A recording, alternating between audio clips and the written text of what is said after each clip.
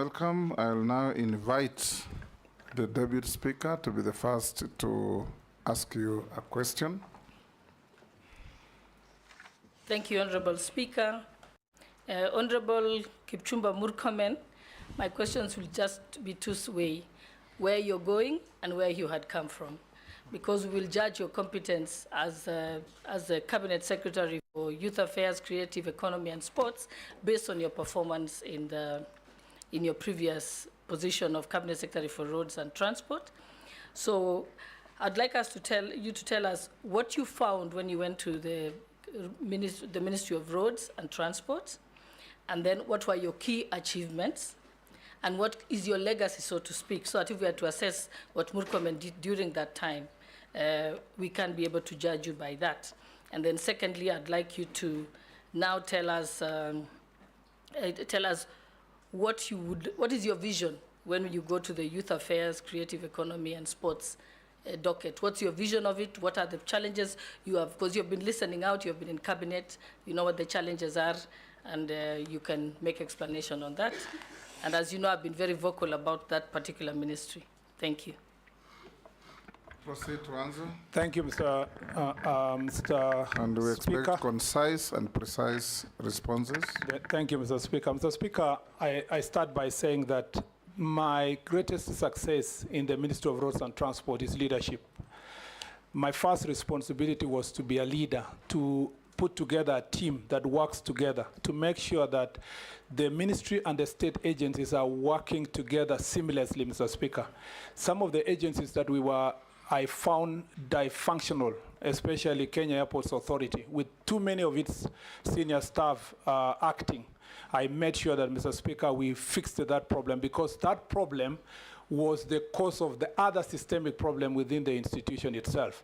Mr. Speaker, I operated and worked with the managing directors, director generals, the PSS as a team, and at no time, Mr. Speaker, did you hear any squabbles in the ministry. Number two, the second success for me is to be able to lead for the 2 years with integrity and honor, without, Mr. Speaker, bringing my office into any disrepute. And, Mr. Speaker, for the 2 years, no accusation was leveled against me, Mr. Speaker, of any kind on matters of integrity. I carried myself with honor. I abhorred acts of corruption. I managed to lead and remove some of our staff, Mr. Speaker, in some of the agencies, including Kenya Rural Roads Authority, that had become, Mr. Speaker, difficult for my predecessor to remove them because of acts of corruption. And, Mr. Speaker, in terms of delivery, Mr. Speaker, despite the difficult situation we found ourselves with pending bills, we were able to work together as a team with all the roads agencies to deliver about 1,000 kilometers of tarmac roads, both new roads and, Mr. Speaker, the ones that were being reconstructed. All of these roads are in small bits and pieces. You'll find one like Thika Magumu in Kiambu, or the road from Mtwapa to Kilifi, or the road from Kwanjumbu, Mariakani, or Masera Sori in Homa Bay, or the towns of Embu, Kericho, Bungoma, and other towns in the country. Cumulatively, Mr. Speaker, we did about 1,000 kilometers of roads, despite the difficulties we had with the budget. Mr. Speaker, on the part of development funds, I reorganized, Mr. Speaker, and pushed for the contracts that had been delayed for construction of the roads from Isiolo to Ajia to Mandera. And now, Mr. Speaker, all the contracts have been awarded under the African Development Bank and World Bank funding projects, Mr. Speaker. Mr. Speaker, I also led the process of ensuring that, Mr. Speaker, we get funds for our roads. Remember, when I came here, we had a huge pending bill, and it was very difficult for us to solve that issue. His Excellency the President gave me the opportunity to travel to China to work with our development partners, and through my efforts, Mr. Speaker, and collective efforts of the team in government, I managed to raise 37 billion shillings from the China Development Bank to support about 15 roads that, Mr. Speaker, gladly, unfortunately, I didn't live to see its completion, but they are commencing, Mr. Speaker, from the month of August. Mr. Speaker, beside that, I also pushed for the resources to construct the intelligent traffic system. I promised when I came for vetting here. Now the intelligent traffic system has been advertised. 221 junctions are going to be fixed in the Nairobi city, Mr. Speaker, for that technology. I led the process also of PPPs. For the road from Mombasa to Nairobi, the American government, American investor, Mr. Speaker, has made a proposal, and that proposal is ongoing because we have facilitated them. Mr. Speaker, we had a problem with the Rironi Mau Summit, one of the most popular cases. There was an existing contract that I took the a step of courage, Mr. Speaker, to mutually terminate. And Mr. Speaker, we should be able, as the President promised, also to advertise after September when the mutual termination period is over, so that we get a contractor by January next year. Mr. Speaker, in the road sector also, I'd like to say that, Mr. Speaker, we have done a commendable job to raise resources. My last act in that office, Mr. Speaker, was to make sure that we get resources for maintaining our roads. When I came to Parliament several times, because these questions were asked, I appraised the country that we have what we call orphaned roads. And these roads are, especially in Kenya, rural roads, and they needed significant resources. Our demand per year for maintaining the roads is 150 billion, Mr. Speaker, yet we only raised 84 billion. This year, I took the significant step, did the public participation, and eventually we were able to increase the road maintenance levy by 7 shillings, working together with the petroleum sector to make sure that that increase did not make the cost of petroleum higher than it is. If there's something significant I'm leaving back in this ministry for the benefit of the honorable members who are here, we shall be having now constituency roads management having at least 100 million shillings in every constituency, up from 62 million in the last financial year. And we should be able to fix the problems that we have in our roads. That needed leadership, needed boldness, Mr. Speaker, to make that significant contribution. Mr. Speaker, it wasn't just the road sector that I superintended upon. There was also the transport sector. We did a lot in the port. Mr. Speaker, we were able to increase the efficiency of the port by 12%. We handled 1.6 million TEUs of cargo, up from 1.4. And this year, Mr. Speaker, we are going to handle 2 million TEUs. In also that sector, Mr. Speaker, we have increased investment, especially in Lake Victoria.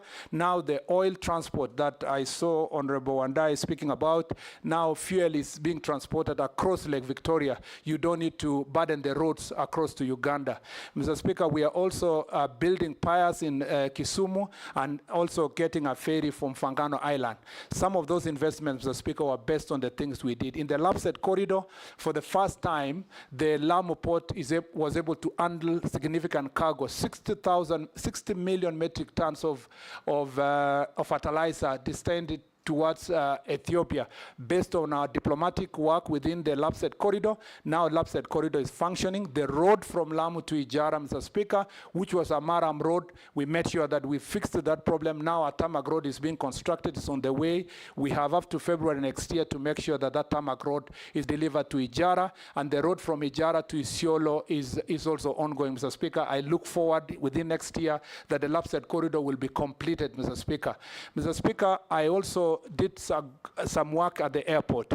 You remember that when I arrived, the Jomo Kenyatta International Airport was a place of shame.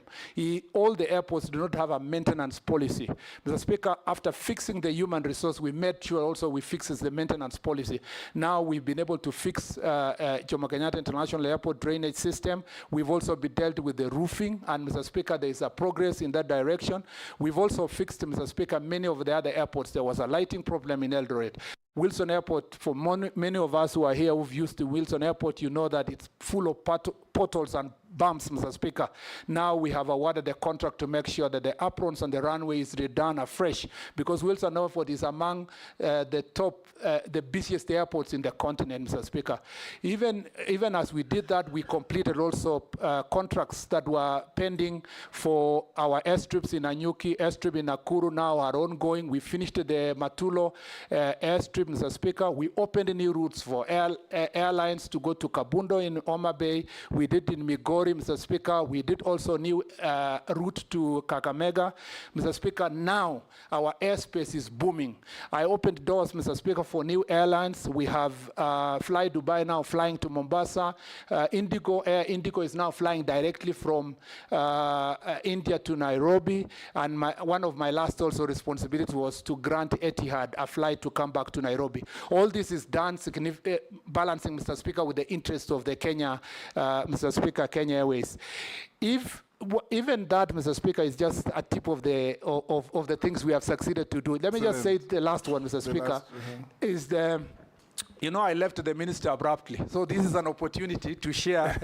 And I just in 2 more minutes, Mr. Speaker, is to say that in the railway sector, we've done a very good job to revamp the commuter rail system in the city of Nairobi, increasing the 10 stations in the city. We significantly pushed the Kumi program of the World Bank, which will give us 60 billion shillings to revamp the commuter rail system in the city. And Mr. Speaker, that will also lead to increasing the stations and therefore significantly reduce climate impact in the city and pollution, because we will be using mass transit of the railway. Mr. Speaker, we have done so also by connecting Mombasa to Miritini itself, and we are doing a construction of Ruto, Mr. Speaker, all the way to Ngong and hopefully then to Rongai, so that then we can significantly move our people using commuter rail. I was in the process of getting funding, working together with private sector and Ugandan government to make sure that we extend the railway from Naivasha to Kampala. I believe that my successor, the person who comes after me, my successor, Mr. Speaker, will continue from where we left insofar as that is concerned. There are so many other things we've done in the transport sector, in the Namata. All these will be now factors of history, and we shall have the time to be able to share so. I just want to say this, Mr. Speaker, that even as we accuse the government, and there is a general accusation across board that we've not done the communication, unfortunately, Mr. Speaker, no matter how much we try to publicize these great things we have done, it is trounced by criticism and predetermined programming, Mr. Speaker, to label certain people as a failure. I have worked passionately, committed to deliver my work, working sometimes up to midnight, Mr. Speaker, and this is a job I look back and say the last 2 years have been exciting for me, and I look forward to also taking the same energy and vigor to the next ministry. Mr. Speaker, the vision I have for the young people of this republic, there are many people who have asked themselves that, why Murkomen? Why is he being put here? I believe that, Mr. Speaker, the president carefully chose me because of my energy, my commitment, my passion, and my history with young people. Mr. Speaker, I do a lot of mentorship across the country, even when I was in the Ministry of Roads and Transport. Mr. Speaker, I ran a tournament, support a tournament, Mr. Speaker, that runs in about 5 counties, and we were moving to the 6th county in the Kerio Valley region, which uses sports, and for that reason, it was football last year, to bring warring communities together, the Pokots, the Marakwets, the Turkana, the Samburus, Mr. Speaker, the people of Tugen, to bring them together to play together. And last year, as a result of that tournament, for the first time, we had an opportunity. Some leaders from Turkana got the first time to be in Kapenguria when we were playing football, and I was really surprised. And that way, sports, Mr. Speaker, is also one way of bringing people together. I have a passion for the young people, and I believe that that passion is going to be translated to action, Mr. Speaker, once I assume office. And that passion is to sort the problems that are bedeviling our young people. The problem of unemployment, Mr. Speaker. The problem of our sports sector, the way it's mismanaged, Mr. Speaker. And many other issues that I hope we will delve into. Because my teacher, Honorable Gladys Boshole, has asked a very wide question. If I'm left to answer, Mr. Speaker, I want to narrow you down now yes, I thank you, Mr. Speaker. The much you have said, and said it well.